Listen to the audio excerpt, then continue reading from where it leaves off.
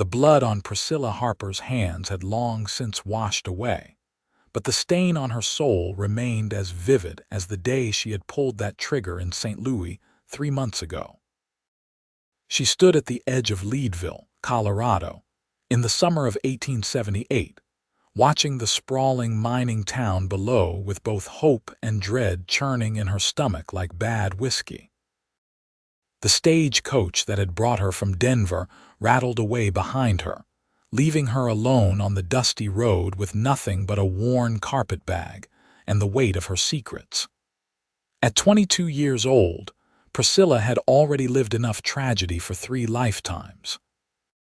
The bruises her late husband had given her had faded weeks ago, but the memory of his fists remained fresh. So did the memory of his face when she had finally fought back, the derringer in her trembling hands, the explosion of gunpowder, and the awful silence that followed. Self-defense, her mind whispered, but the law in Missouri had not seen it that way. Not when the dead man was Gerald Hampton, son of the city's most powerful banker. Not when Priscilla was just a seamstress from the poor quarter who had been foolish enough to believe his promises of love and respectability. His family had money and influence, and they wanted her to hang for what she had done. So she had run, taken a new last name, and disappeared into the West where the mountain territories swallowed people whole and asked no questions. Leadville sprawled before her at an elevation of 10,000 feet, a town drunk on silver ore and the promise of quick riches. Buildings of raw timber and painted false fronts lined the main street called Harrison Avenue, and even from this distance, she could hear the chaos of a mining boomtown. Piano music drifted up from the saloons, punctuated by shouts and laughter. Ore wagons creaked through the streets, and the stamp mills never stopped their relentless pounding, crushing rock to extract the precious metal that had drawn 20,000 souls to this high mountain valley. Priscilla adjusted her bonnet and started down the hill toward town, her boots raising small clouds of dust with each step. She had a letter of introduction in her bag, a forgery she had paid dearly for in Denver, recommending her services as a seamstress and dressmaker. In a town full of miners with silver burning holes in their pockets, there would be saloon girls and the wives of successful claim owners who needed fine dresses. She could make a living here, could disappear into the crowds and start over, if her past did not catch up with her first. She had made it halfway down Harrison Avenue when she saw the poster. Her heart stopped, her breath catching in her throat as she stared at her own face rendered in crude ink. The drawing was not perfect, but it was close enough. The wanted poster offered $500 for information leading to the capture of Priscilla Hampton, wanted for the murder of Gerald Hampton in St. Louis, Missouri. To be returned alive for trial. Her vision swam, and she stumbled, catching herself against a hitching post. $500 was a fortune, enough to tempt anyone in this town to look twice at a newcomer. Careful there, miss. A strong hand steadied her elbow, and she looked up into the most striking pair of green eyes she had ever seen. The man stood well over 6 feet tall, with sun-weathered skin and dark brown hair that curled slightly at his collar. He wore the practical clothes of a working cowman, dusty denim trousers, scuffed boots with spurs that jingled softly, and a blue cotton shirt that had seen better days. A well-worn Stetson sat on his head, and a Colt revolver rested easy in the holster at his hip. But it was his face that caught her attention, strong-jawed and handsome, with smile lines at the corners of his eyes that suggested he laughed often. He looked to be in his mid-20s, lean and capable in the way of men who had spent their lives working cattle under the open sky. "Thank you," Priscilla managed, pulling her arm free perhaps more quickly than was polite. "I just felt a bit faint. The altitude, perhaps." "It takes some getting used to," the cowboy agreed, his voice a pleasant drawl that spoke of Texas or perhaps Oklahoma territory. "You just arrived in Leadville. Is it so obvious?" she asked, trying to smile despite the pounding of her heart. The wanted poster was right there on the wall behind him, her face staring out at anyone who cared to look. "New faces stand out in a town like this," he said. "I am Vincent Wolfe. I run cattle in the valley south of here, but I come into town for supplies every few weeks." He touched the brim of his hat politely. "Welcome to Leadville, Miss Harper," she said, giving the false surname without hesitation. "Priscilla Harper. I am a seamstress, recently arrived from Denver." "Well, Miss Harper, you picked the right town for that kind of work. Plenty of folks here with more money than sense, looking to spend it on finery." His smile was warm and genuine, without the predatory edge she had learned to recognize in men. "Can I help you find somewhere? The streets can be a bit confusing for newcomers." Every instinct screamed at her to refuse, to avoid attention, to disappear into the crowds. But Vincent Wolfe, green eyes held nothing but kindness and honest concern, and something in her battered heart responded to that warmth like a flower turning toward the sun. "I am looking for respectable lodgings," she admitted, "and perhaps you might know if there are any dress shops that might need an experienced seamstress." "Mrs. Chen runs a boarding house on West 5th Street that caters to ladies," Vincent said. "Clean rooms, good food, and she keeps a strict house. No nonsense tolerated. As for work, there is a dress shop on Harrison Avenue, but I have heard the owner is difficult. You might have better luck starting your own business. Rent is high, but if you are skilled, word travels fast in Leadville." He was being helpful, perhaps too helpful, and suspicion warred with gratitude in Priscilla's mind. But when she searched his face, she saw nothing calculating, no hint that he had recognized her from the poster. Just a kind man being neighborly to a stranger. "You are very generous with your time, Mr. Wolfe," she said carefully. "Vincent, please," he corrected. "And it is no trouble. My mama raised me to help folks when I could. Would you like me to show you to Mrs. Chen's? It is on my way." Priscilla hesitated, but the afternoon was wearing on, and she truly did not know the town. "I would appreciate that, thank you." They walked together down the crowded street, Vincent keeping a respectful distance, but close enough to guide her around the worst of the mud and debris. He pointed out the important landmarks as they went: the post office, the marshal's office, which made her heart skip a beat, the better restaurants, and the establishments to avoid after dark. "Leadville is growing fast," he explained. 3 years ago, this was just a played-out gold camp called Oro City. Then they discovered the silver, and now it is the second largest town in Colorado after Denver. Good opportunities here, but also plenty of trouble. You will want to be careful, Miss Harper.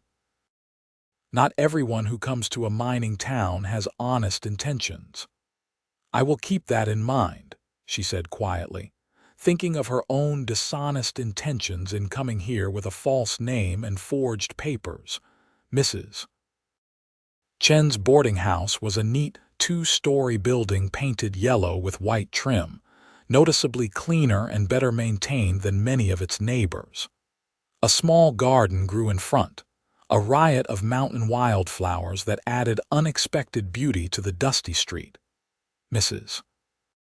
Chen is particular about her tenants," Vincent said as they approached the front steps.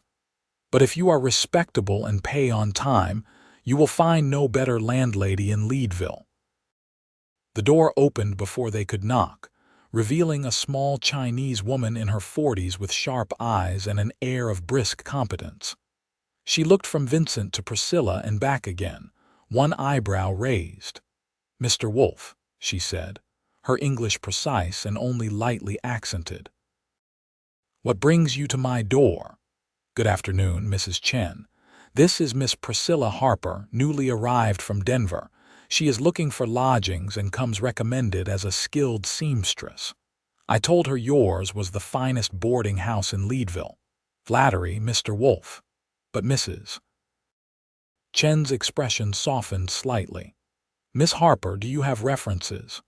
I have a letter from my previous employer in Denver, Priscilla said, reaching into her bag for the forged document, and I can pay 2 weeks in advance.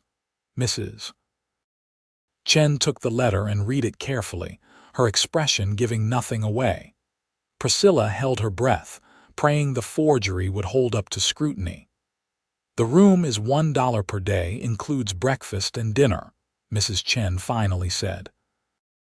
No men allowed upstairs, no alcohol, no noise after 9 o'clock.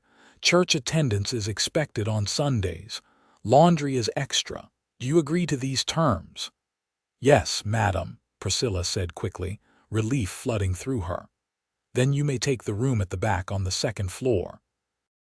It has good light for sewing. Follow me. Vincent touched his hat brim again. I will leave you in Mrs. Chen's capable hands, Miss Harper.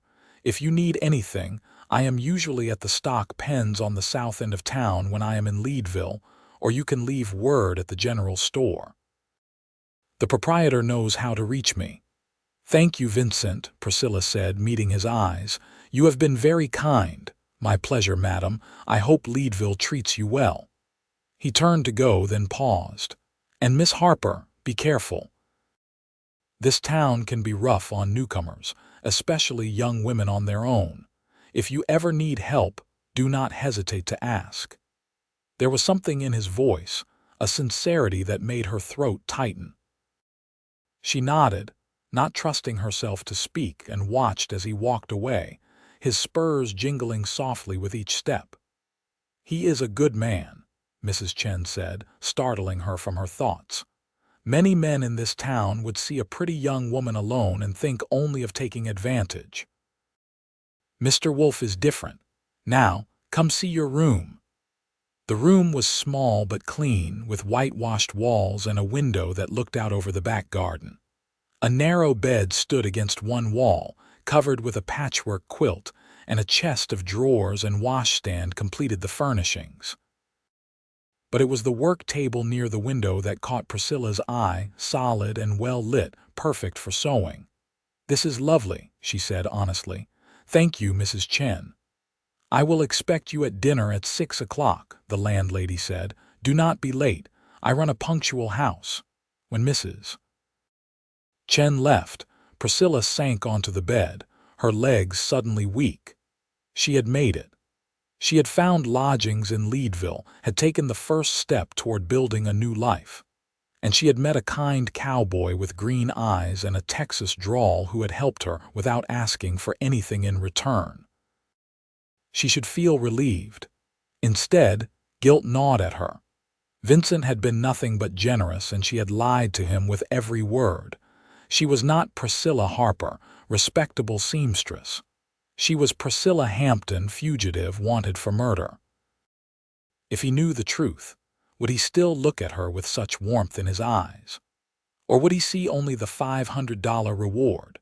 She stood and unpacked her meager belongings, hanging her 2 dresses in the narrow wardrobe and arranging her sewing supplies on the work table. Her hands moved automatically, but her mind was far away, back in that St. Louis townhouse. Gerald's face twisted with rage as he came at her again, the derringer in her shaking hands, the terrible moment when she had pulled the trigger. He would have killed her. She knew that with absolute certainty. The bruises, the broken ribs, the threats had all been building to that final confrontation. She had shot him to save her own life, and she would not apologize for surviving. But the law did not see it that way. The law saw a poor woman who had killed a rich man, and that was all that mattered. Priscilla moved to the window and looked out at the mountains rising in every direction, their peaks still crowned with snow even in August. Leadville sat in a valley carved by ancient glaciers, surrounded by 14ers that scraped the sky. It was beautiful and harsh and utterly different from the genteel streets of St. Louis. Here, she could disappear. Here, she could be someone new if she was careful, if she was lucky, if her past did not catch up with her. The dinner bell rang at exactly 6 o'clock, and Priscilla made her way downstairs to find a dining room set with a long table and 8 chairs. 4 other women were already seated, all looking at her with undisguised curiosity. Mrs. Chen made the introductions as she brought out platters of food. "Ladies, this is Miss Priscilla Harper, our newest resident. Miss Harper, this is Miss Sarah Mitchell, who teaches at the school. Mrs. Elizabeth Stone, whose husband owns the assay office. Miss Caroline West, who works at the telegraph office. And Miss Margaret Davis, who is a nurse." Priscilla murmured polite greetings, taking the empty chair near the end of the table. The food was simple but well prepared: roasted chicken with potatoes and carrots, fresh bread still warm from the oven. It was the best meal she had eaten in weeks. "What brings you to Leadville, Miss Harper?" Sarah Mitchell asked. She was a plain woman in her 30s with kind eyes and a no-nonsense manner. "We do not see many respectable women traveling alone." It was the question Priscilla had been dreading, but she had her story prepared. "I am recently widowed," she said quietly, which was true enough. "My husband died of fever in Denver and I needed to make a fresh start. I am a seamstress by trade." Sympathetic murmurs circled the table. Elizabeth Stone, a plump woman with graying hair, patted her hand. "You poor dear, how difficult for you." "Well, you will find Leadville a good place for a fresh start. The town needs skilled workers of all kinds." "I saw Mr. Wolfe escort you here," Caroline West said, her eyes gleaming with interest. She was young, perhaps only 19, with blonde curls and a pretty face. "How did you meet?" "He helped me when I stumbled on the street," Priscilla said. "He was kind enough to direct me here. Vincent Wolfe is the most eligible bachelor in this part of Colorado," Caroline said with a sigh. "Every unmarried woman in Leadville has set her cap for him, but he is friendly to everyone and serious about no one. They say his heart was broken years ago, and he has never recovered." "Caroline, do not gossip," Mrs. Chen said sharply, though her tone held more amusement than censure. "Mr. Wolfe's private business is his own." "It is hardly gossip when everyone knows it," Caroline protested. "Besides, Miss Harper should know if she is going to be living in Leadville. Vincent is a good man, but he keeps to himself. Runs his ranch alone, rarely comes to town except for supplies, and never attends the dances or socials." "Perhaps he simply prefers solitude," Margaret Davis suggested. She was a stern-looking woman in her 40s, but her voice was gentle. "Not everyone needs constant social engagement." The conversation moved on to other topics: town gossip and news of the latest silver strikes, complaints about the rising prices, and speculation about whether the railroad would finally reach Leadville next year. Priscilla listened more than she spoke, learning the rhythms of her new home, filing away information that might prove useful. After dinner, she retreated to her room and stood at the window, watching the sun set behind the mountains. The sky turned brilliant shades of orange and pink and purple, colors so vivid they seemed unreal. In the distance, she could hear the sounds of the town, the piano music from the saloons, the shouts of miners, the creak of ore wagons, all the noise of a place that never quite slept. She thought about Vincent Wolfe, about his kind eyes and Texas drawl, about the way he had steadied her without presumption or expectation. "A good man," Mrs. Chen had said. "A man with a broken heart," according to Caroline. Priscilla knew about broken hearts. Hers had shattered long before she had pulled that trigger, broken by Gerald's fists and false promises, by the realization that she had trapped herself in a nightmare with no escape. Until she had made her own escape, in the most permanent way possible. She turned away from the window and prepared for bed, exhausted from the long journey and the strain of maintaining her facade. Tomorrow she would begin building her new life. Tomorrow she would start forgetting who she had been and become Priscilla Harper, seamstress, widow, respectable woman. If only she could silence the voice in her head that whispered she was a liar and a fraud, living on borrowed time until her past caught up with her. The days that followed fell into a pattern. Priscilla established herself in Leadville, visiting the dress shop on Harrison Avenue and finding the owner just as difficult as Vincent had suggested. But she also discovered that word traveled fast in a town this size, and within a week, she had 3 commissions from the wives of successful mine owners who wanted fashionable dresses that rivaled anything from Denver or San Francisco. She worked long hours at her table by the window, her needle flying through silk and satin, creating beauty from fabric and thread. The work absorbed her, quieted her racing thoughts, gave her purpose beyond simple survival. And when she delivered the finished gowns, the delight on her clients' faces gave her a satisfaction she had not felt in months. Mrs. Chen proved to be everything Vincent had promised and more. She was strict but fair, running her boarding house with efficiency and caring in equal measure. The other residents became friendly acquaintances, if not quite friends, and Priscilla began to feel the first stirrings of belonging, of having a place in this rough mountain town. She saw Vincent twice more in those first 2 weeks. The first time was at the general store where she had gone to buy thread. He was loading supplies into a wagon, his shirt sleeves rolled up to reveal tanned, muscular forearms. When he saw her, his face lit up with genuine pleasure. "Miss Harper," he greeted her, touching his hat. "How are you settling in?" "Very well, thank you," she said, acutely aware of how her pulse quickened at the sight of him. "Mrs. Chen's is everything you said it would be, and I have already secured several commissions for dressmaking. I am glad to hear it."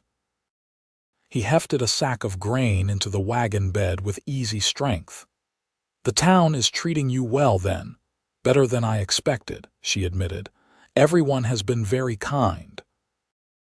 They talked for a few more minutes, easy conversation about nothing important, but Priscilla found herself reluctant to leave. There was something about Vincent's presence that made her feel safe, a quality she could not quite name but responded to nonetheless. The second time she saw him was the following Sunday, when she attended church services at the Methodist chapel as Mrs. Chen required. She had arrived early and taken a seat near the back, but Vincent came in just as the service was starting and, seeing her, chose the seat directly across the aisle. Throughout the service, she was intensely aware of his presence, the way he stood for the hymns with his hat in his hands, the serious expression on his face during the sermon. Once their eyes met and he smiled at her, a warm, uncomplicated smile that made her heart skip.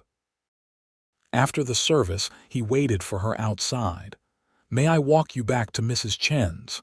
That is kind of you, but I do not want to take you out of your way." "It is no trouble at all," he said. "Besides, I wanted to ask you something."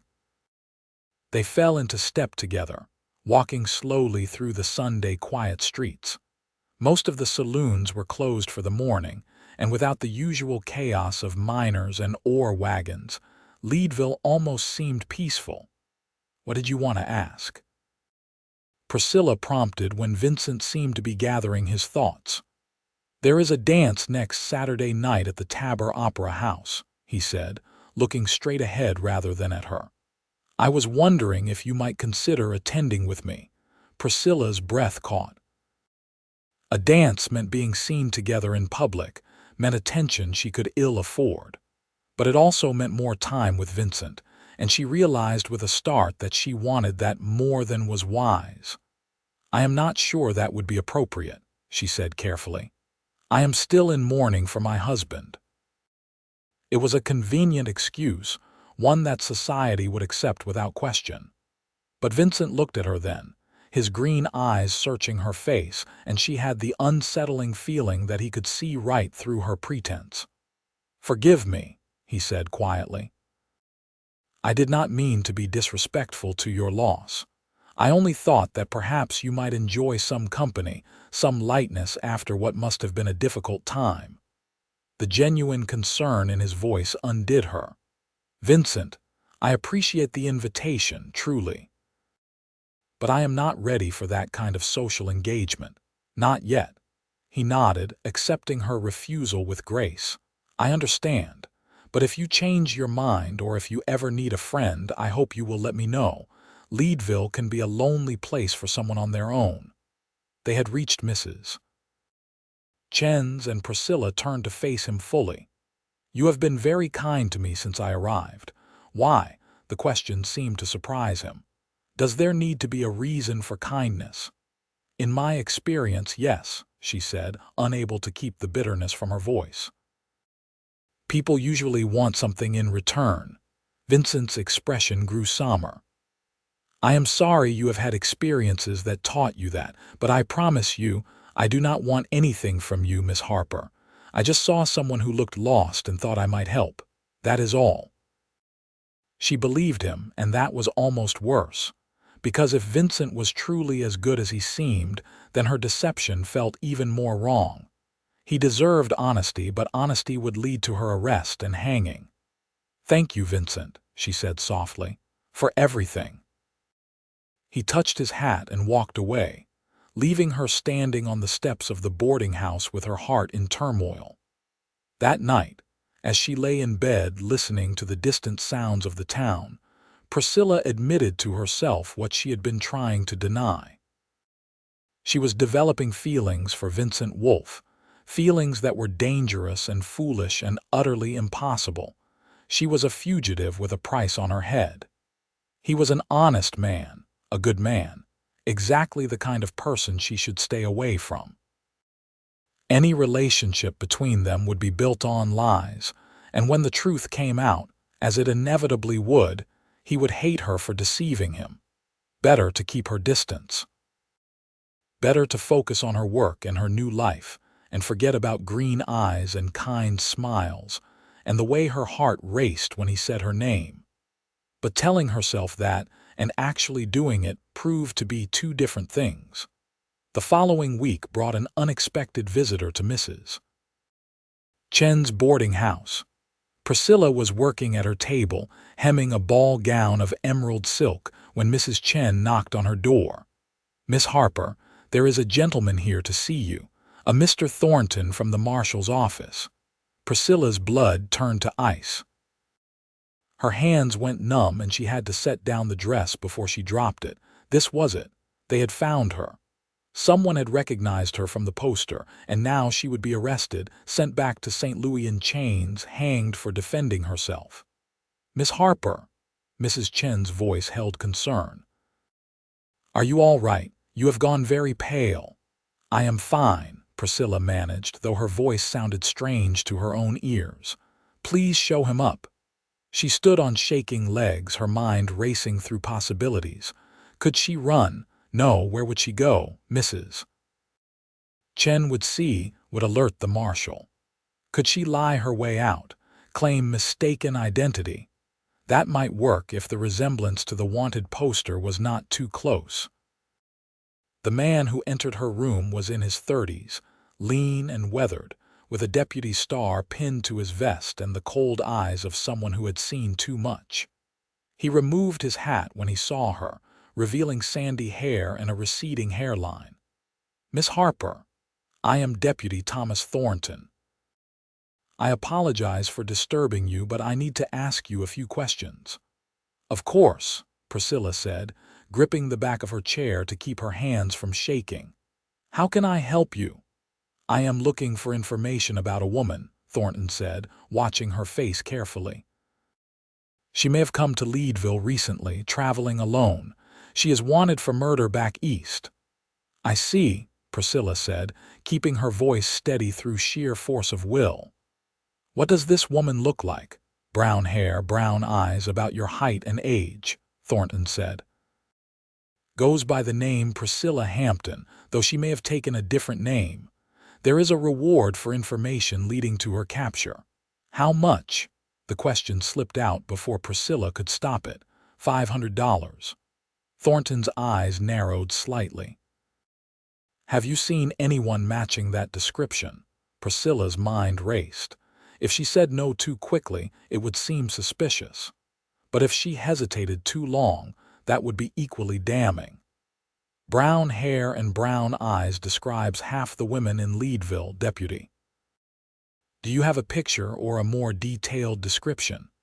Thornton pulled a folded poster from his pocket and handed it to her. Priscilla forced herself to look at it calmly, studying the crude drawing that bore an uncomfortable resemblance to her own features. I am sorry, she said, handing it back.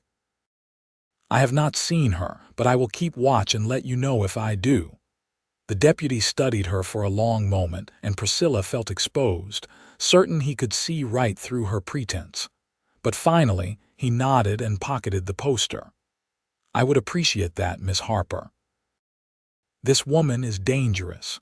She shot a man in cold blood and his family wants justice. If you see her, do not approach her. Come directly to the marshal's office. I will, Priscilla promised, the lie bitter on her tongue. When Thornton left, she collapsed into her chair, her whole body shaking with reaction. That had been too close. The deputy had looked right at her, had described her features while standing 3 feet away, and yet he had not recognized her. The false name and the forged papers had held, at least for now. But how long until he looked more closely? How long until someone else compared her face to that poster and saw the resemblance? $500 was enough to tempt even the most honest citizen, and Leadville was full of people who had come here to escape their own pasts, people who would not hesitate to turn her in for that kind of money. She should leave. Pack her things tonight and disappear before anyone else came asking questions. Take a stage to Denver, or better yet, head west to California, where the law from Missouri would have a harder time finding her. But the thought of leaving made her chest tight with something more than fear. If she left Leadville, she would never see Vincent again, would never know what might have developed between them if circumstances had been different, would never have the chance to build the life she had started to imagine here. She was being foolish. Vincent was a fantasy, a dream of what might have been if she were not a fugitive. Staying for him was risking her life, and that was a price no sensible woman would pay. But Priscilla was discovering that the heart rarely listened to sense. That evening at dinner, the other residents buzzed with talk of Deputy Thornton's visit. Apparently, he had been making the rounds of all the boarding houses and hotels, asking about the wanted woman. They say she murdered her husband in cold blood, Caroline West said with ghoulish enthusiasm. Shot him while he slept and then fled with his money. That is not what I heard, Sarah Mitchell countered. I heard it was self-defense, that the man beat her terribly. Then why run? Elizabeth Stone asked. If it was self-defense, surely the law would have seen that. The law does not always protect women, Margaret Davis said quietly. Especially not poor women accused of killing rich men. I have seen it before. Better to run than to trust a system that was never designed to protect you. Her words hung in the air, and Priscilla felt tears prick her eyes. Here was understanding from an unexpected source, validation that her choice to flee had not been cowardice but survival. Well, I hope they catch her, Caroline said. $500 would set a person up nicely. Would you really turn in another woman for money? Sarah asked, her voice sharp with disapproval. If she is a murderer, why not? Because we do not know the whole story, Margaret said firmly. And jumping to conclusions about people we have never met is how innocent folks end up hanging. Mrs. Chen ended the argument by bringing out dessert, but Priscilla barely tasted the apple pie on her plate. She excused herself early and retreated to her room, where she stood at the window and watched the sun set behind the mountains. She should leave. Every rational part of her brain screamed that staying was madness.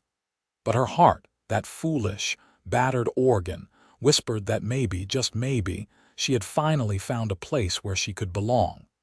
The decision was taken out of her hands 2 days later, when Vincent appeared at Mrs. Chen's door just after breakfast. "Mr. Wolfe," Mrs. Chen said, surprised. "This is early for you. Is something wrong?" "I need to speak with Miss Harper if she is available," Vincent said, his expression serious. Priscilla's heart sank. He knew. Someone had told him, or he had looked at that poster more closely and recognized her. He had come to confront her, or worse, to turn her in for the reward. But when Mrs. Chen showed him to the parlor and left them alone, Vincent's first words surprised her. "I heard Deputy Thornton came to see you." "He did," Priscilla said warily. "He was asking about a wanted woman. I told him I had not seen her." Vincent studied her face, his green eyes searching. "Priscilla, I am going to ask you a question, and I need you to be honest with me. Are you in some kind of trouble?" The directness of it caught her off guard. She could lie, should lie, but standing there in the morning light with Vincent looking at her with such concern, the lies stuck in her throat. "Why would you think that?" she asked instead. "Because I have seen how you startle at sudden noises. Because you watch the street like you are expecting someone to find you. Because when Thornton's name was mentioned, the color drained from your face." He took a step closer. "Because I recognize the look of someone running from their past. I wore that look myself once." "Vincent, I am not going to turn you in," he interrupted, "or judge you, or demand explanations you are not ready to give. I just want you to know that if you need help, if you need somewhere safe, my ranch is about 10 miles south of here.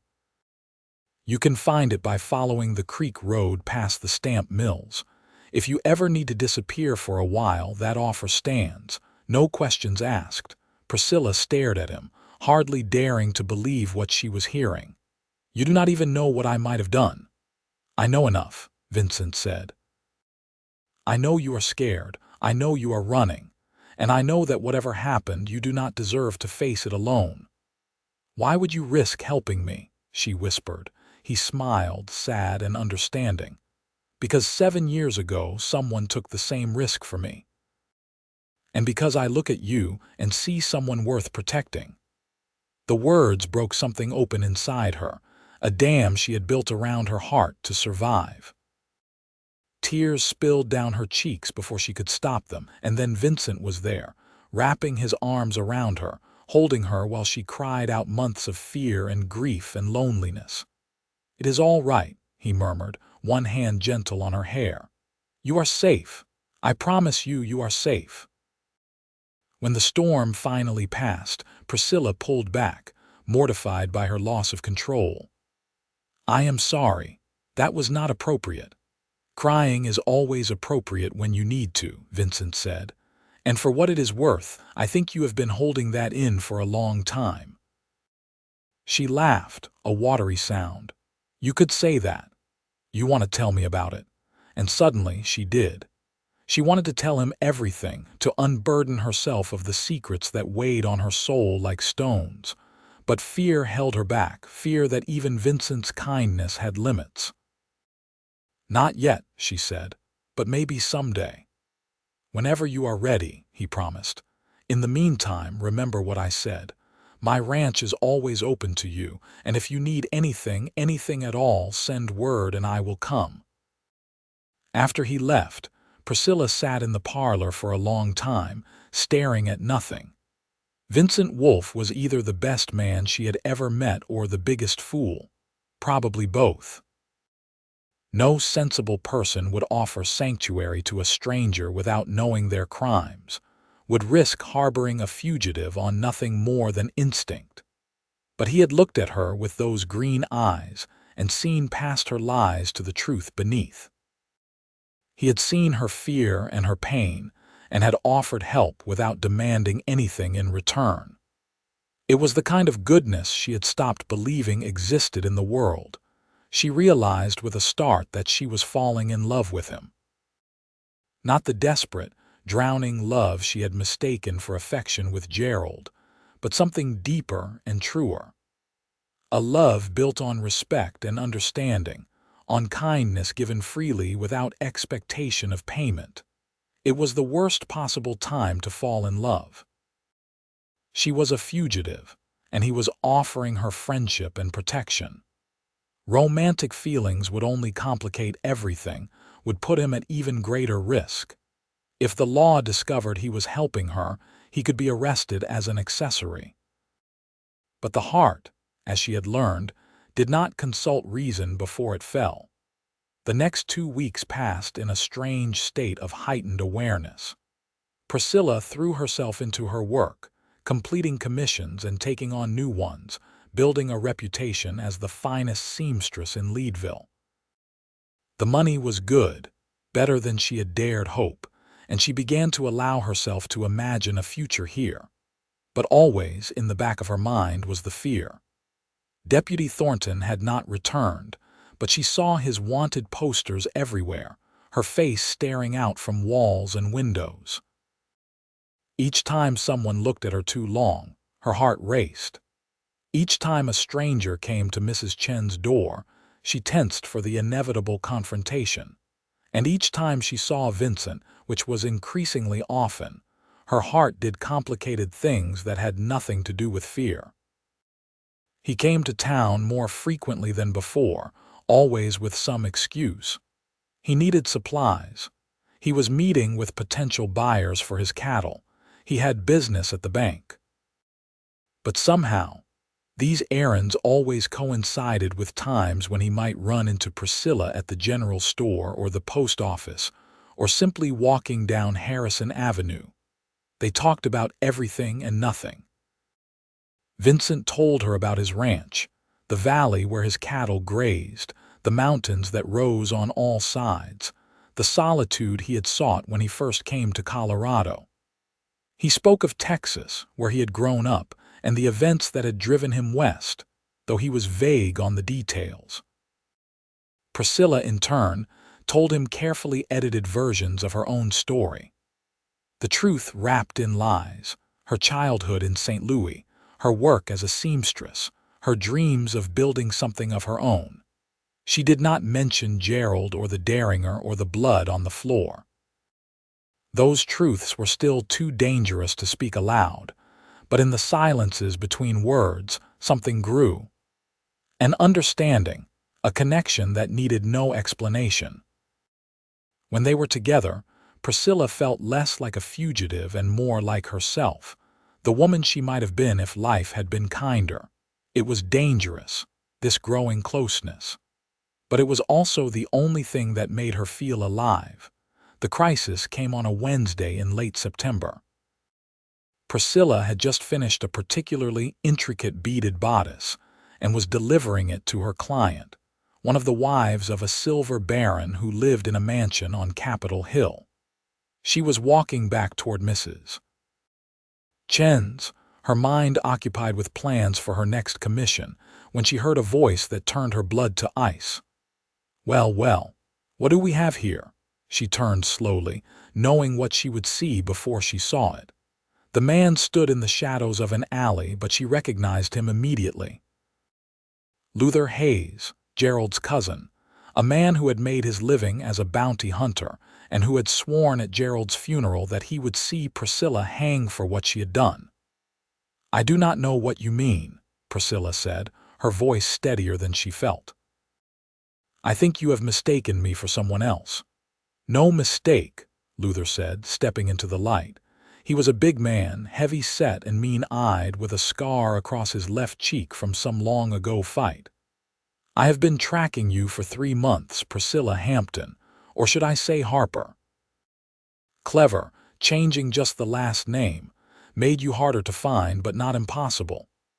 "I do not know anyone named Hampton," Priscilla said, taking a step back.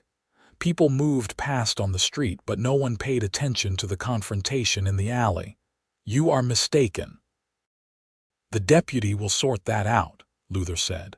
"Come along quietly, and this does not have to get ugly. There is a nice reward waiting for whoever brings you back to Missouri alive. I intend to collect it." Priscilla's mind raced. She could scream, draw attention, but that would only bring the marshal and make the situation worse. She could run, but Luther was between her and any escape route. She could fight, but he outweighed her by 100 pounds and certainly had weapons. "I want to see this deputy," she said, stalling for time. "If there has been a mistake, he can clear it up."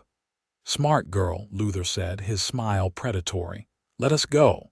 He reached for her arm, and Priscilla did the only thing she could think of. She screamed, "Help! Someone help me!" Luther's expression turned ugly. "Shut up, you little—" He never finished the sentence. A fist connected with his jaw with a crack that echoed off the buildings, and Luther stumbled back, stunned. Vincent stood where he had appeared as if from nowhere, his face set in hard lines Priscilla had never seen before. "The lady said no," Vincent said, his voice dangerously quiet. "I suggest you listen." Luther wiped blood from his mouth, his eyes narrowing. "This is none of your business, Cowboy. That woman is wanted for murder back in Missouri. I am taking her in for the reward." "You are not taking her anywhere," Vincent said. "Now walk away before this gets worse for you." "Or what?" Luther sneered. "You will shoot me in front of witnesses." "I do not think so." "Vincent, do not," Priscilla said, finding her voice. "It is all right, I will go with him." "Like hell you will," Vincent said without taking his eyes off Luther. "This man puts his hands on you, he answers to me." People had stopped now, drawn by the commotion. Priscilla saw Deputy Thornton pushing through the crowd, his hand on his gun. "What is going on here?" Thornton demanded. "Deputy, thank God," Luther said quickly. "This woman is Priscilla Hampton, wanted for murder in St. Louis. I am a licensed bounty hunter, and I am here to collect her and the reward. This man assaulted me when I tried to apprehend her." Thornton looked from Luther to Vincent to Priscilla, his expression unreadable. "That is a serious accusation. Miss Harper, is this true?" Priscilla opened her mouth, but no words came. This was it. The moment where everything fell apart. She could lie, but Luther clearly had proof of who she was. She could tell the truth, but that would mean arrest and extradition. Either way, her new life in Leadville was over. "I asked you a question, Miss Harper," Thornton said. "Are you Priscilla Hampton?" "She is," Luther said triumphantly. "I have papers here, a warrant for her arrest, descriptions that match, everything legal and proper. She is coming back to Missouri to stand trial." "I did not ask you," Thornton said coldly. "I asked the lady." "Miss Harper." Priscilla looked at Vincent, saw the fierce protectiveness in his eyes, the silent support. Whatever she said next would affect not just her fate but his. If he had helped her knowing she was a fugitive, he could be charged as an accessory. "My name is Priscilla Hampton," she said quietly, each word feeling like a stone. "And I am wanted in Missouri for the death of my husband, Gerald Hampton." The crowd murmured, and she saw shock and betrayal on some faces, curiosity on others. But Vincent's expression never changed. He just stepped closer, a silent statement that he was standing with her. "There, you see," Luther said. "Now, if you will excuse me, Deputy, I will take my prisoner and be on my way." "You will do no such thing," Thornton said. "This is Colorado territory, not Missouri. We do not hand over prisoners to bounty hunters without proper procedures." "I have a warrant," Luther protested, "from Missouri, which I will need to verify. And even if it is legitimate, there are protocols that must be followed. The lady will remain in our custody until this is sorted out." Thornton looked at Priscilla, and his expression was not unkind. "Miss Hampton, I am going to have to ask you to come with me to the marshal's office." "She is a flight risk," Luther argued. "She has already run once." "Then it is a good thing we have a jail," Thornton said. Miss Hampton, Priscilla nodded, her throat too tight for words. This was it then. The end of her brief freedom, the end of her dreams of a new life. The end of whatever might have grown between her and Vincent. She took a step toward Thornton, but Vincent caught her hand. "Wait," he said. "Deputy, what are the charges exactly?" "Murder," Luther said. "She shot her husband in cold blood." "Is there any evidence to support that claim beyond this man's word?" Vincent asked. "The warrant will have the details," Thornton said. "Then I am coming with you to see those details," Vincent said firmly. "Miss Harper deserves representation, and I am going to see that she gets it." "You are not a lawyer," Luther sneered. "No, but I know enough about the law to know that a woman has the right to defend herself, both in court and before. And I am not letting you railroad her onto the first stage to Missouri without a proper hearing." Thornton studied Vincent for a long moment.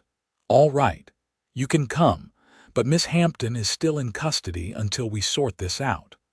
The walk to the marshal's office was the longest of Priscilla's life. The crowd followed, whispering and pointing, and she felt the weight of their stares like physical blows.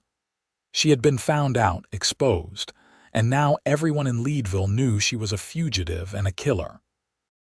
But Vincent walked beside her, his hand still holding hers, and that small contact was the only thing that kept her from falling apart. At the marshal's office, they were shown into a small room with a desk and several chairs. Marshal William Garrett was a gray-haired man in his 50s with sharp eyes and a no-nonsense manner. He listened as Luther presented his case, laying out the warrant and the evidence. "It says here that Gerald Hampton was found shot to death in his home on June 15, 1878, Garrett read. "And that his wife Priscilla Hampton fled the scene with valuables and money. Witnesses place her at the scene, and she disappeared the day the body was discovered." "I did not steal anything," Priscilla said, her voice shaking. "And I did not murder him. It was self-defense." "That is what they all say," Luther muttered. "Shut up," Garrett said without looking at him. "Miss Hampton, why do you claim it was self-defense?" "Because Gerald beat me," Priscilla said, the words tumbling out now that she had started. "For months, he would come home drunk and angry, and he would hit me, break things, threaten to kill me. That night he came at me with a fireplace poker, said he was going to bash my head in. I had a Derringer in my pocket and I pulled it and fired. I did not mean to kill him. I just wanted him to stop." "Did you report these beatings to the police?" Garrett asked. "I tried once. They laughed at me, said a man had a right to discipline his wife, said I probably deserved it." Garrett's expression softened slightly. "And the valuables you allegedly stole?" "I took money from our household account, money I had earned with my sewing. I used it to buy passage west. That is all I took," Luther snorted. "Convenient story, no proof, no witnesses, just the word of a woman who killed a respected member of the community." "Respected by who?" Vincent asked sharply. "People who did not know what he did behind closed doors. That is not respect, that is ignorance. Either way, it is for a court to decide," Garrett said. "Not us. The warrant is legitimate and Missouri wants her back for trial. Does Colorado territory honor that warrant?" Vincent asked. "Or can she fight extradition?" Garrett looked surprised by the question. "You know something about the law, Mr. Wolfe." "Enough," Vincent said. "I know that territories have some autonomy in these matters. And I know that a woman claiming self-defense deserves more than to be shipped back to a state where she has already been denied justice once." "This is highly irregular," Garrett said, but he looked thoughtful. "Even if we delay extradition, she would still need to post bond, and I doubt she has that kind of money." "How much?" Vincent asked. "For a murder charge, at least $1,000. Priscilla's heart sank. $1,000 might as well be $1 million. She had saved almost $50 from her commissions, but nothing close to that amount. "I will post it," Vincent said. Everyone stared at him. Luther found his voice first.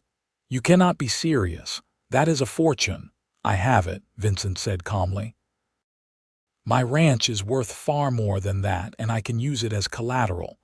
Miss Harper is not a flight risk. She has a business here, a place to live, and friends who will vouch for her character." "You barely know this woman," Luther protested. "She is a murderer, and you are willing to stake your ranch on her." "Yes," Vincent said simply, looking at Priscilla with those steady green eyes. "I am." Marshal Garrett leaned back in his chair, studying them both. "This is going to take time to sort out properly. The legal questions alone could take weeks, maybe months. Mr. Hayes, you are welcome to stay in Leadville and wait for the outcome, but I am not handing Miss Hampton over to you today." "This is an outrage," Luther sputtered. "I have legal rights here." "And they will be respected," Garrett said. "But so will Miss Hampton's. Deputy Thornton, take Miss Hampton to the holding cell until Mr. Wolfe can post bond. Mr. Hayes, I will need you to provide additional documentation for our records." Priscilla was led to a small cell at the back of the office, clean but bare, with a cot and a barred window. The door clanged shut behind her, the sound of finality echoing in the small space. She sank onto the cot, her mind reeling. In the space of an hour, her entire life had changed again. She had been exposed, arrested, and now Vincent, kind, generous Vincent, was offering to risk everything he owned to secure her freedom. Why? Why would he do that for her? She had lied to him, deceived him about who she was. She was exactly the kind of trouble he should be running from, not toward. But even as she asked the question, she knew the answer. Because Vincent was the kind of man who saw someone in need and helped. Because he had looked at her and seen past the lies to the truth beneath. Because somewhere in the past few weeks, he had started to care for her the way she had started to care for him, and that made everything so much worse. Because now his future was tied to hers, and if she went down, she would take him with her. An hour later, Deputy Thornton unlocked her cell. "You are free to go, Miss Hampton. Mr. Wolfe posted your bond." Priscilla stepped out of the cell on shaking legs to find Vincent waiting in the front office. He looked tired, lines of strain around his eyes, but he smiled when he saw her. "Let us get you back to Mrs. Chen's," he said. They walked in silence through the now dark streets. News of her arrest had spread, and Priscilla felt the stares of people they passed, the whispers that followed in their wake. She had become notorious, the subject of gossip and speculation, exactly the kind of attention she had fled St. Louis to avoid. At Mrs. Chen's door, Vincent finally spoke. "Are you all right?" "No," Priscilla said honestly. "Vincent, why did you do that?" $1,000 is just money," he interrupted. "You needed help and I could give it. That is all that matters. But you barely know me, and I lied to you about who I was." "You gave a false name," Vincent said, "but nothing else you told me was a lie, was it? You are a seamstress. You did come from St. Louis. You were running from your past. All of that was true." "I am a murderer," she whispered. "No," he said firmly. "You are a survivor. There is a difference." Tears pricked her eyes again. "You should not have tied yourself to me. When the truth comes out, when they send me back to Missouri, you will lose everything you put up for my bond." "Then I guess you had better not run," Vincent said with a slight smile. "Besides, I have faith that the truth will come out, and when it does, justice will prevail." "You have more faith than I do.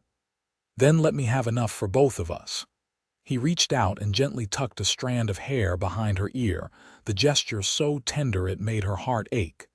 "Priscilla, I know this is not the time or place, but I need you to understand something. I am not helping you out of pity or charity. I am helping you because in the short time I have known you, you have become important to me, more important than I ever expected anyone to be again. Her breath caught.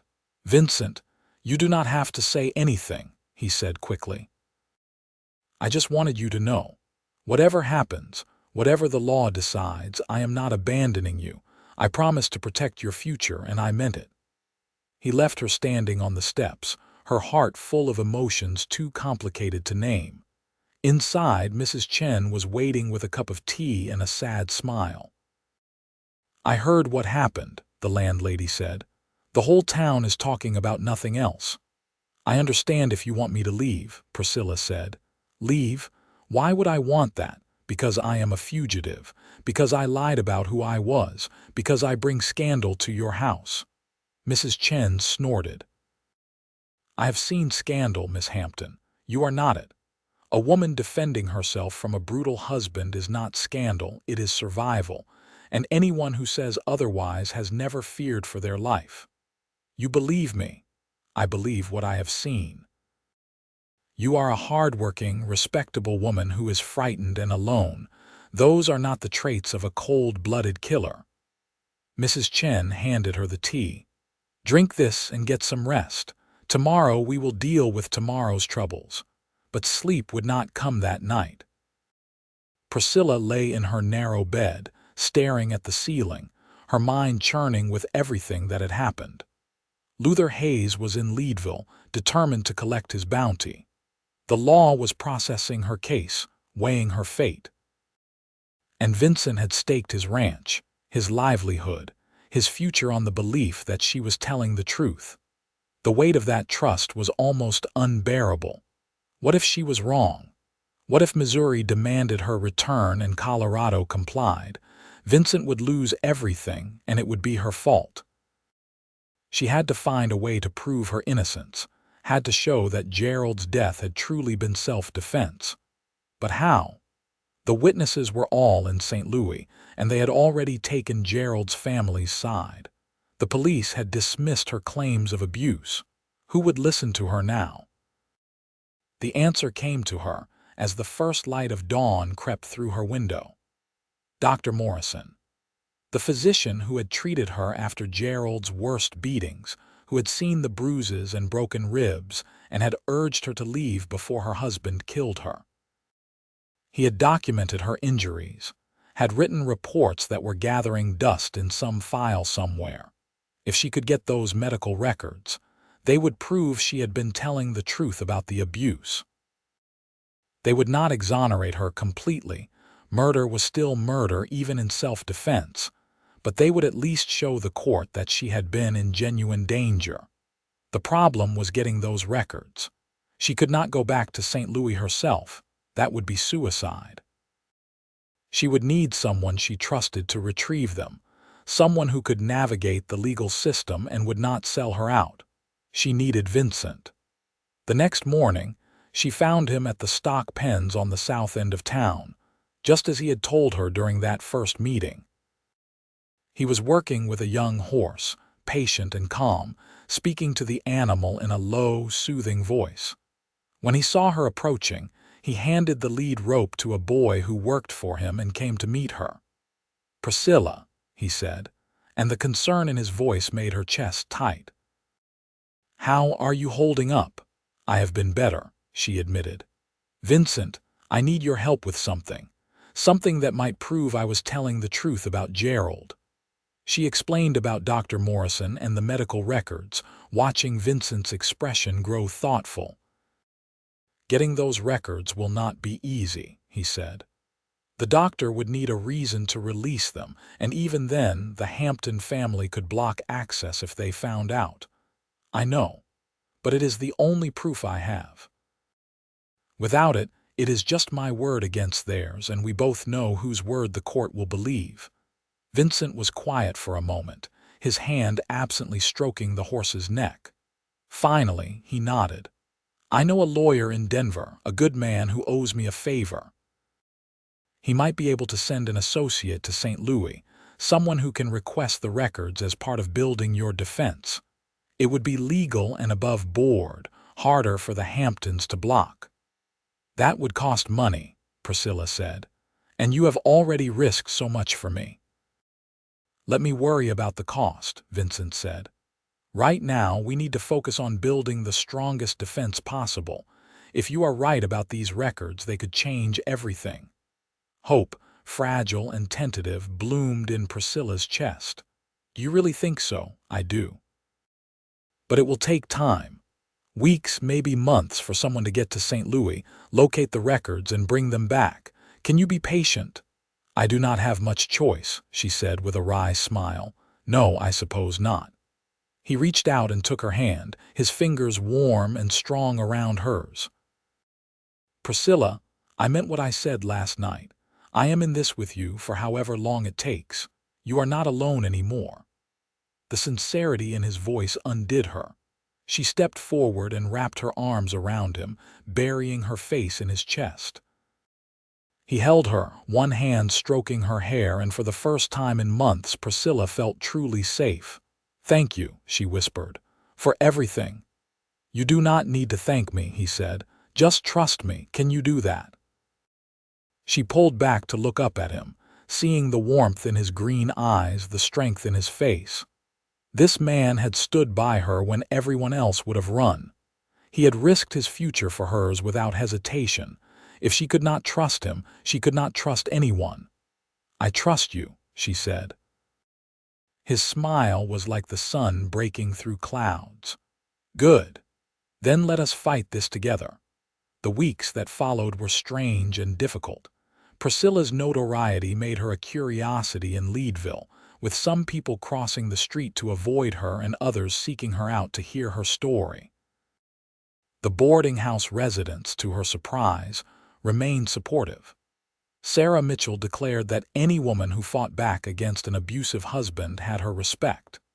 Even Caroline West, who had initially been eager for the reward money, admitted that she had misjudged the situation. Only Luther Hayes remained a constant threat. He had taken a room at a hotel downtown and made no secret of the fact that he was watching Priscilla, waiting for any excuse to have her arrested again. She saw him on the streets sometimes, his cold eyes following her, and the sight never failed to send a chill down her spine. But Vincent was there too, a steady presence in her increasingly chaotic life. He came to town more often, always with some excuse about business, but everyone knew the real reason. He was courting Priscilla in the old-fashioned sense of the word, making his intentions clear to anyone who cared to look. They took walks together in the evenings when the mountain air turned crisp and the stars came out in impossible numbers. They talked for hours, sharing stories of their pasts, their hopes for the future.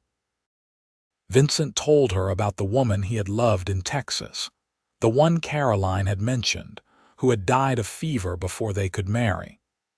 He spoke of the grief that had driven him west, the years he had spent building his ranch in solitude, convincing himself he was content alone. And then I met you, he said one evening as they walked along the creek that ran through town, and I realized I had just been waiting, not living, just waiting for something to make me feel alive again. I am not sure I am the best choice for that, Priscilla said ruefully. I come with considerable baggage. We all have baggage, Vincent said. The question is whether we are willing to help each other carry it. She stopped walking and turned to face him, her heart pounding. Vincent, what are we doing? I mean, really doing? I could be extradited any day. I could end up hanging in Missouri. Building something between us is foolish when my future is so uncertain. Life is uncertain, he said, stepping closer. I learned that when Sarah died.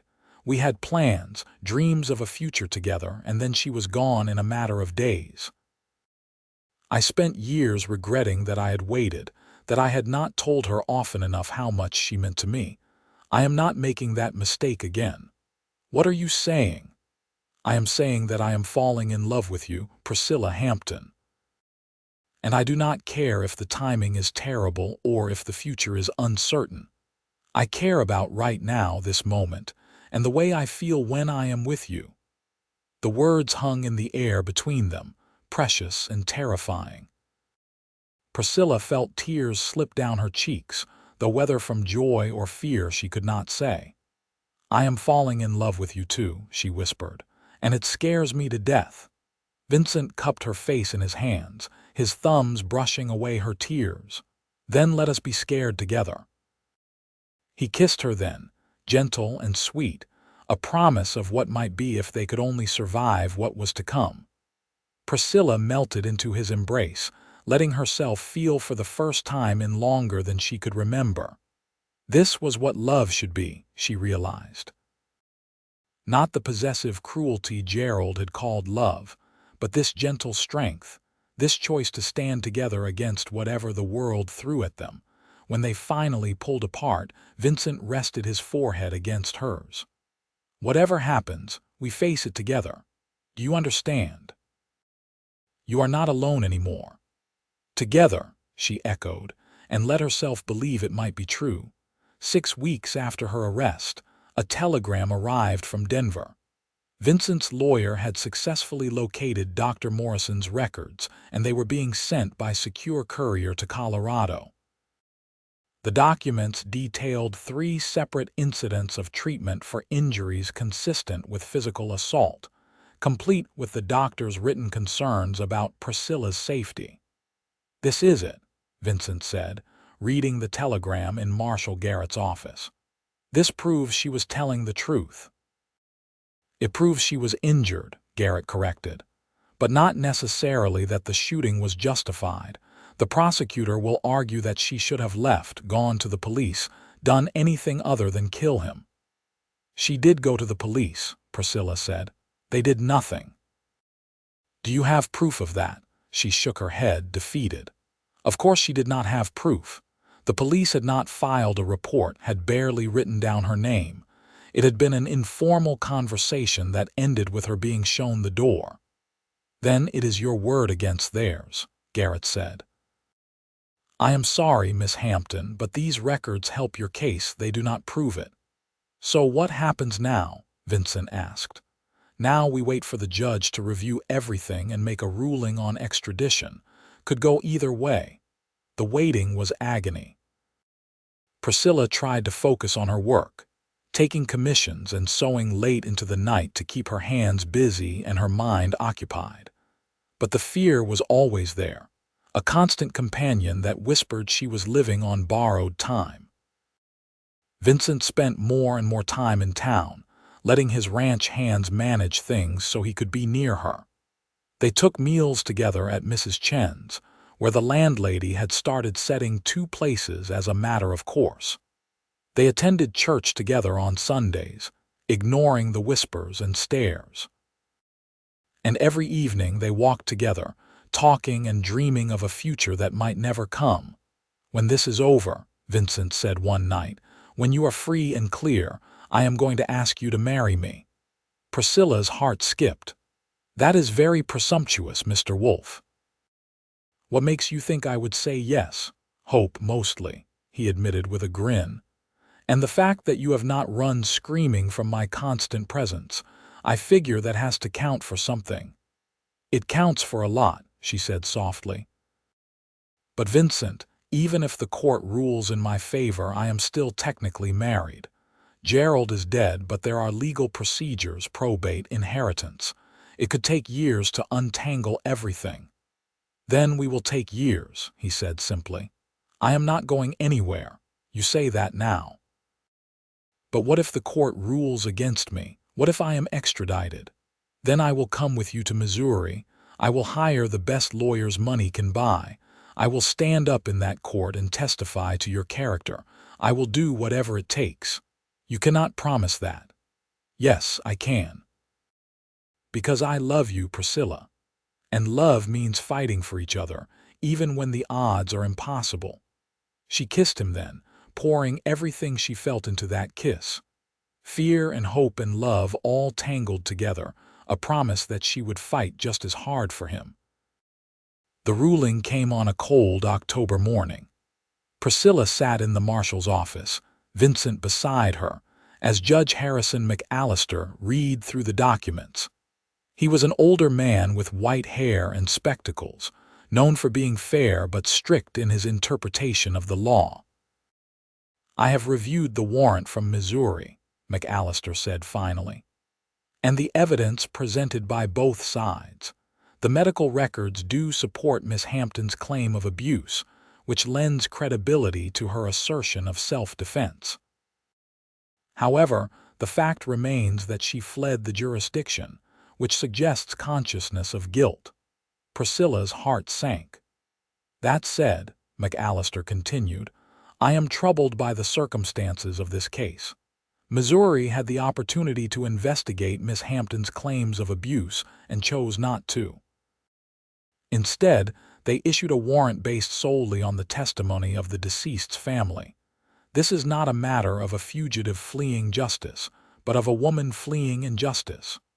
Hope flickered again. "Therefore, I am denying the extradition request. Miss Hampton will not be returned to Missouri at this time." Priscilla gasped, hardly able to believe what she was hearing. "I am free." "Not entirely," McAllister said. "I am ordering that you remain in Colorado territory and available should Missouri choose to pursue this matter through proper legal channels. But I will not be party to sending a woman back to a state that has already demonstrated a bias against her.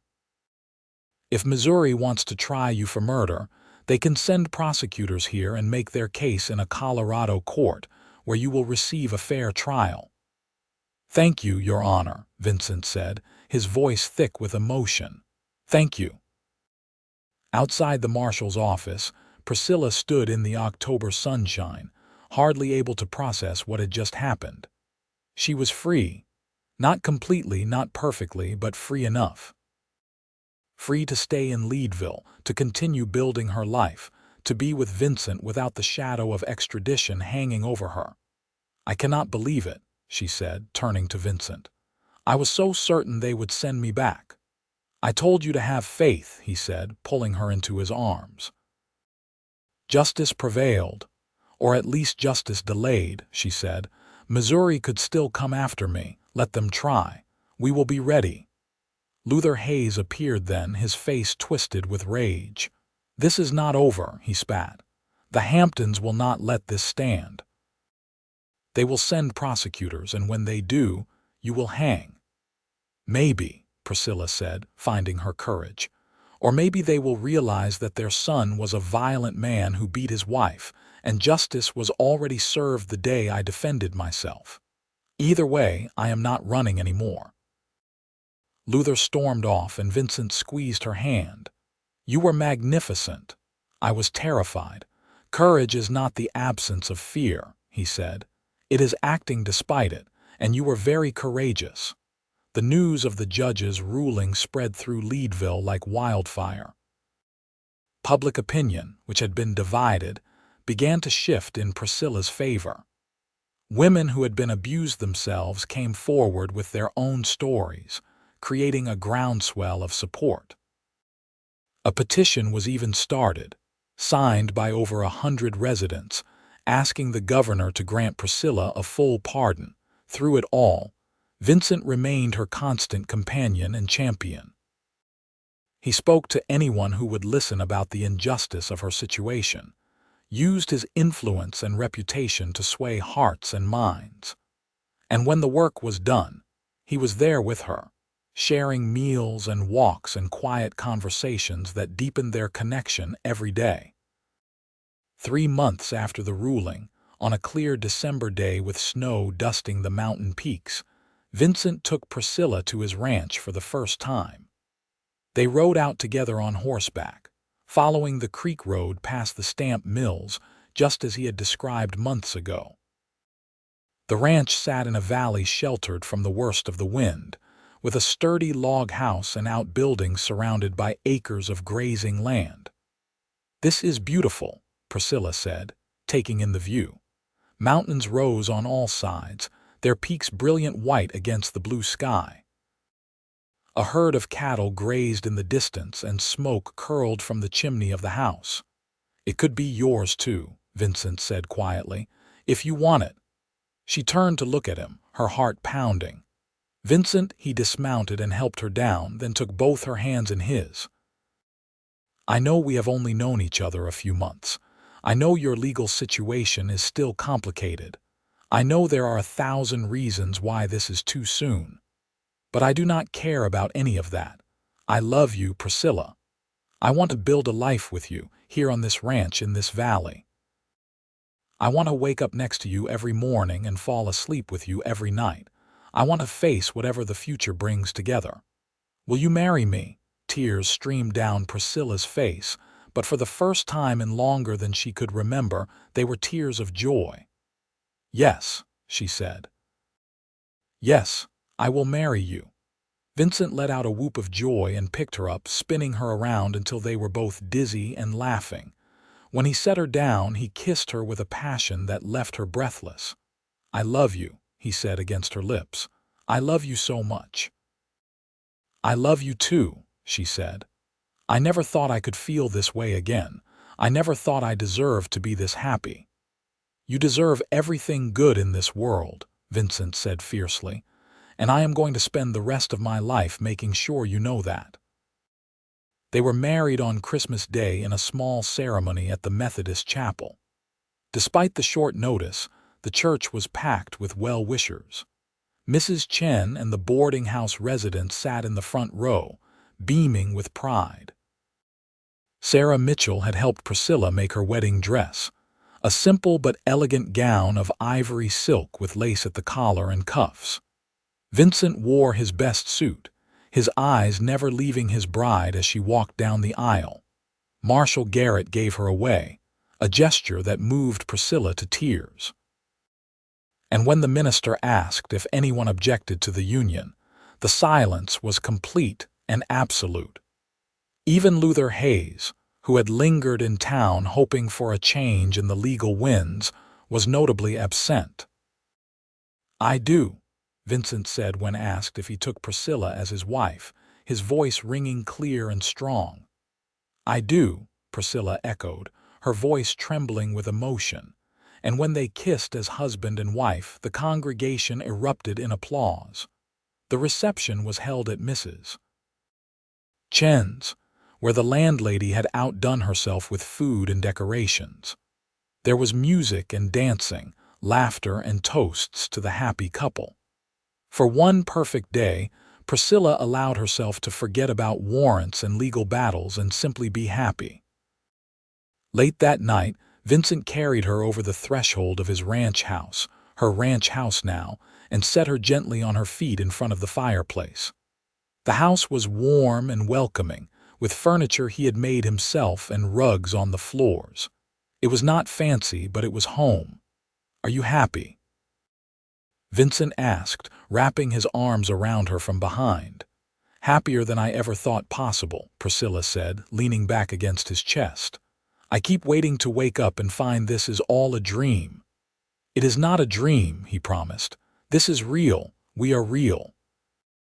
And we have the rest of our lives to build something beautiful together. They made love that night with a tenderness that brought tears to Priscilla's eyes. This was what intimacy should be, she realized. Not the taking and dominating that Gerald had called love, but this mutual giving, this joining of bodies and hearts and souls. With Vincent, she was not afraid. With Vincent, she was whole. The years that followed were not without challenges. Missouri did send prosecutors to Colorado, determined to try Priscilla for Gerald's death. But the trial, when it finally happened in the spring of 1879, was nothing like the kangaroo court she had feared. The medical records proved damning evidence of abuse, and Vincent's testimony about her character swayed the jury. When Dr. Morrison himself traveled to Colorado to testify that he had urged Priscilla to leave her husband before he killed her, the prosecution's case collapsed. The jury deliberated for less than an hour before returning a verdict of justifiable homicide. Priscilla was free, truly free, the charges dismissed and her name cleared. The Hampton family, facing public backlash over Gerald's abuse, dropped all civil claims against her estate. She and Vincent built a life together on the ranch, raising cattle and horses and eventually children. Their first child, a son they named Thomas after Vincent's father, was born in the winter of 1880. Two more children followed, a daughter named Sarah and another son named James. The ranch prospered, and Vincent's herd became known throughout Colorado for its quality. Priscilla continued her sewing, not for money now but for pleasure, making clothes for her children and gifts for friends. Mrs. Chen remained a close confidante, visiting the ranch often and eventually retiring to a small house Vincent built for her on the property. Sarah Mitchell married the minister and remained a dear friend. Even Caroline West, who had married a miner who struck it rich, maintained friendly relations. On their 10th wedding anniversary, Vincent and Priscilla stood together on the porch of their home, watching the sun set over the mountains. 3 children played in the yard, their laughter ringing out in the clear mountain air. The ranch stretched out around them, prosperous and peaceful, a testament to everything they had built together. "You ever think about what might have happened if you had not helped me that day?" Priscilla asked, leaning against her husband's solid frame. "Every day," Vincent said. "And every day I thank God that I did. You are the best thing that ever happened to me, Priscilla Wolfe." "We have come a long way from that wanted poster on the wall," she said with a smile. "We have, but I would do it all again in a heartbeat. Every risk, every challenge, every moment of uncertainty, because it led me to you." She turned in his arms and kissed him, pouring a decade of love and gratitude into that kiss. The past no longer haunted her. The fear no longer controlled her. She was free, truly free, and she was loved by a man who had proven time and again that his promises were worth more than gold. "I love you," she said against his lips. "Thank you for protecting my future." "I love you too," he said, "and I will protect it for as long as I draw breath." "You are my heart, Priscilla. You always will be." As the sun dipped below the peaks and the stars began to emerge in the darkening sky, they stood together, 2 souls who had found each other against all odds. The past was behind them, forgiven if not forgotten. The future stretched ahead, full of promise and possibility. And in that moment, in the gathering darkness of a Colorado evening, with their children's laughter echoing off the mountains and their love as solid as the earth beneath their feet, Priscilla knew that she had finally found what she had been searching for all along: home, safety, love. A future worth fighting for, and a cowboy who had kept every promise he had ever made. Years continued to pass in peaceful succession, each season bringing its own joys and challenges to the Wolfe Ranch. By 1890, Thomas was 10 years old, a serious boy with his father's green eyes and his mother's careful nature. Sarah, at 8, was bright and inquisitive, always asking questions about everything she encountered. James, the youngest at 6, was pure mischief wrapped in determination, constantly getting into scrapes that tested his parents' patience. Vincent had expanded the ranch operations, purchasing adjacent land and increasing his herd. He had also begun breeding horses, a venture that proved even more profitable than cattle. His reputation for honesty and quality livestock spread throughout Colorado and into neighboring territories. Men came from as far as Wyoming and New Mexico to buy Wolfe horses, knowing they were getting animals that had been treated well and trained properly. Priscilla had found her own form of fulfillment beyond motherhood. She had started teaching sewing classes to the daughters of ranchers and miners, passing on skills that would serve them well in the harsh mountain environment. The classes met twice a week in the schoolhouse that had been built closer to their ranch, and Priscilla found deep satisfaction in watching young women master the art of creating beauty with needle and thread. She and Vincent had also become pillars of their community. They hosted barn dances and holiday gatherings that brought neighbors together from miles around. Vincent served on the school board and the Cattlemen's Association, while Priscilla organized fundraisers for the church and the hospital that had finally been built in Leadville. The shadow of her past had faded almost completely. New residents of the area knew her only as Mrs. Wolfe, the rancher's wife, skilled seamstress, and devoted mother. The old-timers who remembered the trial spoke of it rarely, and then only as an example of justice finally being served.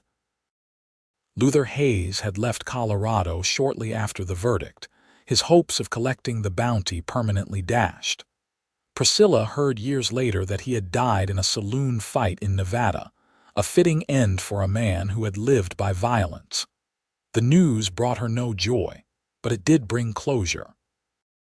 The last physical link to her old life was gone. On a summer evening in 1895, the Wolfe family gathered on their porch for dinner as they did most nights when weather permitted.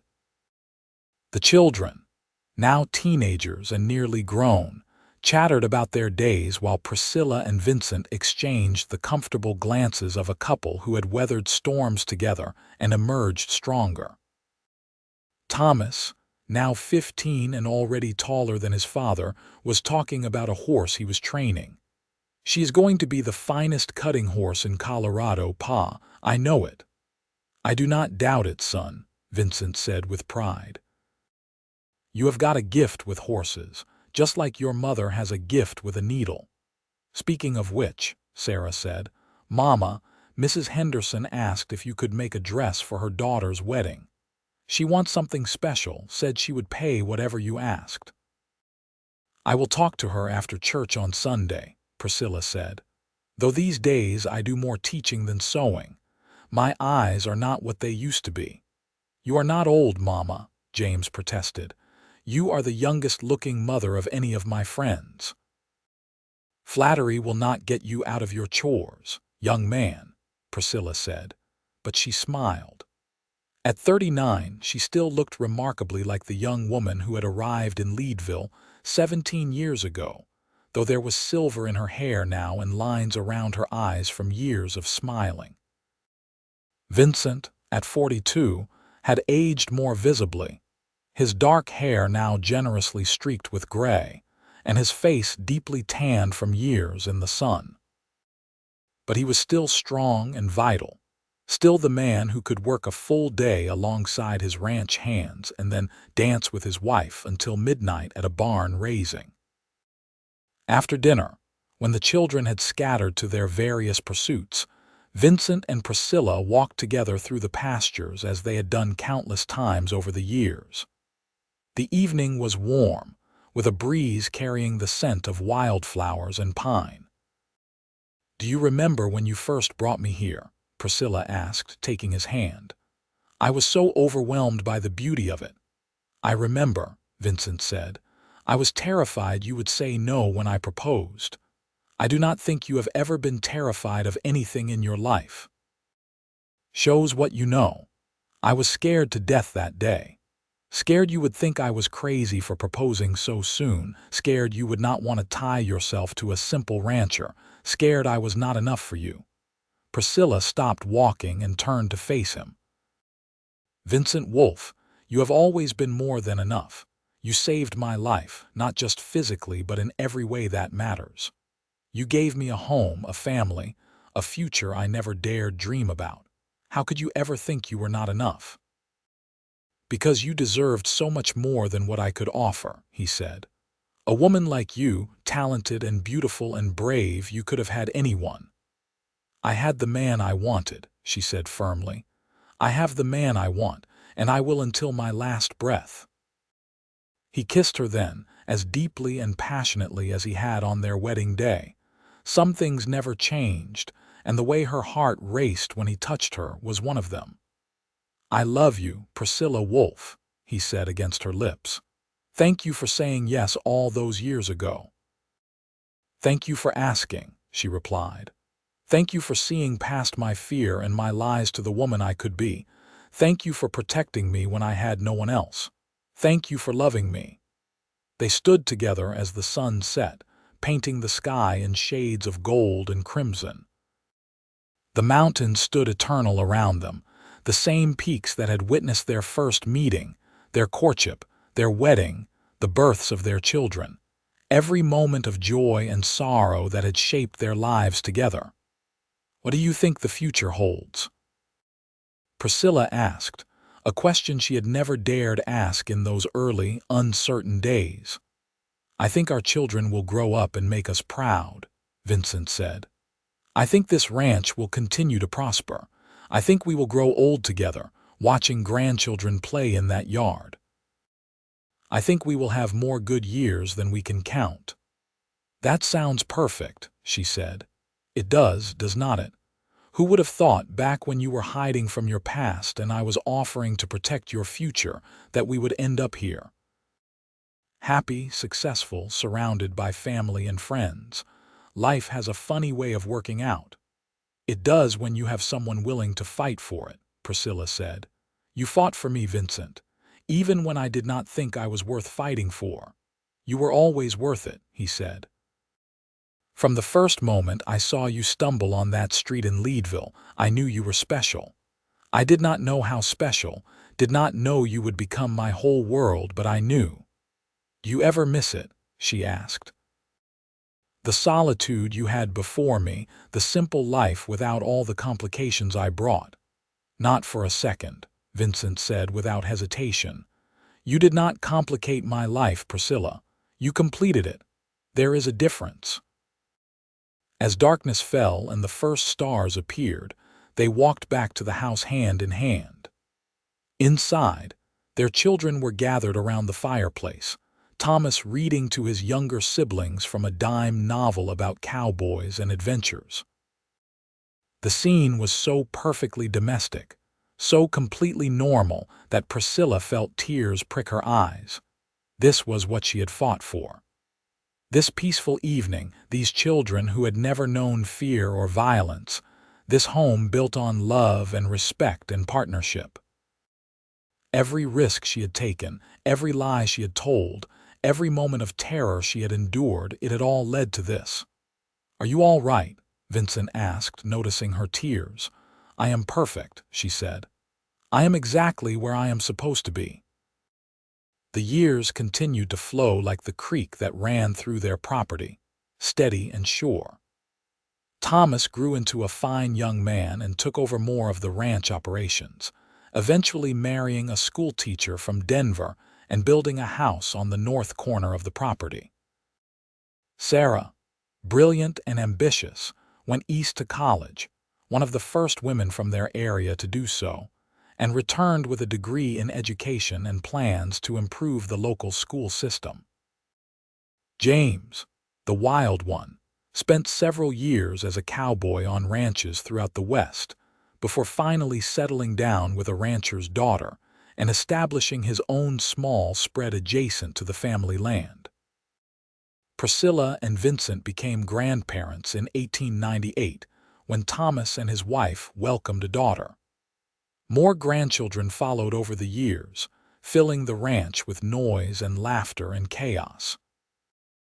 The original log house was expanded and modernized, though Vincent insisted on keeping the fireplace where he had first brought Priscilla as his bride. In 1905, on their 30th wedding anniversary, the entire family gathered for a celebration. 3 generations of Wolfes filled the house and spilled out into the yard. There was music and dancing, food and laughter, stories told and retold until they became legend. As the evening wound down and the younger children were carried off to bed, Priscilla and Vincent found themselves alone on the porch once again, watching the familiar mountains silhouetted against the starlit sky. 30 years, Priscilla marveled. "It seems impossible that so much time has passed." "And yet here we are," Vincent said, "a bit grayer, a bit slower, but still standing." "Still together," she corrected. "Always together," he agreed. That was the promise, remember, whatever happens, we face it together. Best promise anyone ever made me, Priscilla said, leaning against his shoulder. They were both in their 60s now, with all the aches and pains that came with age. Vincent's hands were gnarled from years of hard work, and Priscilla's eyes required spectacles for close work. But they were healthy and active, still running the ranch with help from their sons, still hosting gatherings and participating in community life. Do you ever think about what your life would have been like if you had not pulled that trigger? Vincent asked quietly. It was a question he had never asked before, a topic they had silently agreed to leave in the past. Priscilla considered it carefully. I think I would be dead, she said honestly. Gerald was escalating, and it was only a matter of time before he killed me. So no, I do not regret defending myself. I regret that it was necessary, regret that I ever believed his lies and married him, regret the pain his death caused his family despite what he had done to me. But I do not regret surviving. Good, Vincent said firmly. You should never regret that. Your survival brought you to me, brought our children into the world, created this life we have built. All of this exists because you were brave enough to fight back. All of this exists because you were kind enough to help a stranger, she corrected. You did not have to post my bond or hire lawyers or stand by me through the trial. You chose to do those things, and that choice changed everything. I think we changed everything together, Vincent said. You had the courage to ask for help, and I had the wisdom to give it. We made a good team from the start. The best team, Priscilla agreed. As if summoned by their conversation, Thomas appeared on the porch.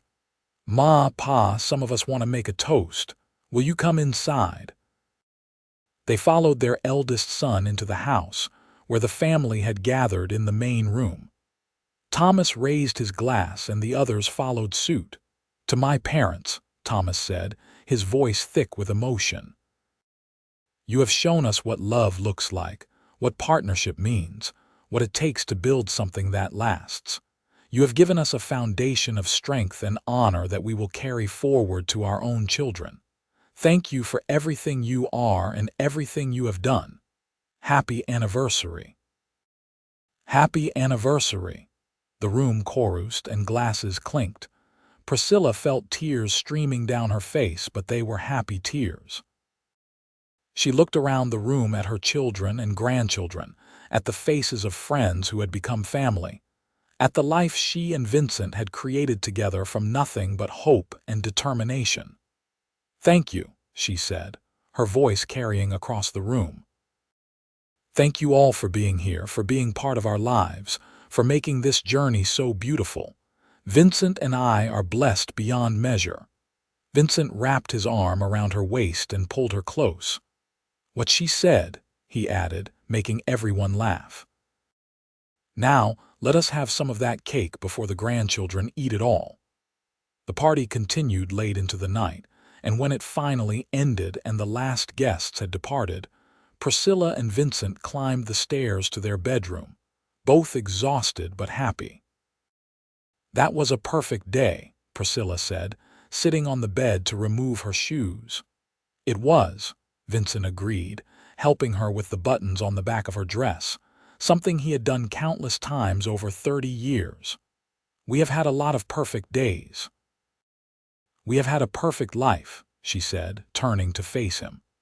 Despite everything, despite the fear and the trials and the uncertainty, we built something perfect. We built something real, Vincent said. Perfect implies no flaws, and we have certainly had our share of those. But real, honest, true? Yes, we built something worth having. They lay down together in the bed they had shared for 3 decades, fitting together as naturally as breathing. Outside, the mountain wind whispered through the pines, and somewhere in the distance, a coyote called to its mate. I love you, Priscilla said into the darkness. I will love you until the stars fall from the sky. I love you too, Vincent replied, and I will love you long after that. You are my heart, Priscilla, my whole heart." They drifted off to sleep in each other's arms, two souls who had found each other against impossible odds and had refused to let go. The woman who had been hiding from her past and the cowboy who had promised to protect her future had built something neither of them had dared dream of in those early, uncertain days. They had built a life, a family, a legacy of love that would endure long after they were gone. And in the end, that was the greatest triumph of all. Not just surviving, but thriving. Not just escaping the past, but creating a future worth living. Not just being saved, but saving each other every single day in all the small and large ways that love makes possible. The story of Priscilla and Vincent Wolfe became legend in that part of Colorado. People spoke of the seamstress who had fled an abusive husband and found justice in the mountains. They spoke of the cowboy who had risked everything to protect a stranger and gained a family in return. They spoke of a love that had overcome impossible obstacles and created something beautiful and lasting. And when Priscilla and Vincent finally passed, within months of each other in their 81st year, they were laid to rest on a hill overlooking the ranch they had built together, with mountains standing eternal watch over their final resting place. Their children and grandchildren and great-grandchildren carried on their legacy, working the land they had claimed, honoring the values they had lived by, telling their story to new generations. The Wolfe Ranch prospered for over a century, a testament to what two people could build when they chose love over fear, hope over despair, togetherness over solitude. And on quiet evenings, when the wind whispered through the valley and the stars emerged in their millions, people claimed they could still feel the presence of Priscilla and Vincent, still watching over the land they had loved, still together as they had promised to be, forever and always. The end.